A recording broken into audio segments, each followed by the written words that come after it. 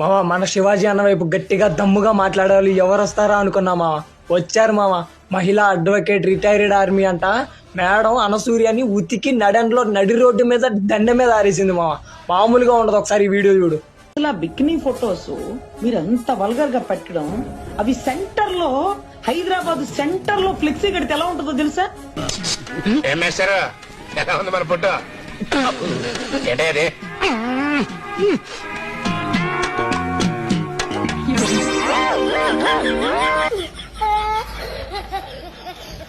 కట్టించాలా? మీలాంటి వాళ్ళకి ఏదో చిన్న చిన్న ఫేస్బుక్ లో పోస్ట్ అవ్వడం కాదు, సిటీ సెంటర్ లో ఫ్లెక్సీ కట్టించాలా చక్కగా. అప్పుడేమన్నా సిగ్గు, ఈ మూలన్న సిగ్గు ఏదో ఒక చడ.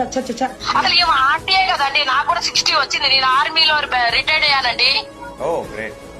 నేను ఆర్మీ రిటైర్డ్. ఆ లోపల నుంచి తిట్టుకుంటారమ్మా, ఈ ముందేంటి ఇలాంటి డ్రెస్ వేసుకుంటదండి, లోపల నుంచి ఇట్లా అంటారు. నాకు కూడా బాధ అనిపిస్తుంది ఇట్లాంటి డ్రెస్సులు చూస్తుంటే. ఇది కానీ అసలు మరి ఆ అనసూయ అంత రెచ్చిపోవటానికి ఎందుకండి అంత రెచ్చిపోవటం అంతా? ఏమింత రెచ్చిపోవాల్సిన అవసరం ఏముంది? ఏమన్నా వ్యూహారం అన్ని చేసుకుంది. ఆయన మరి ఏం టైపో, మరి ఎట్లా అంటుందో భర్త అని.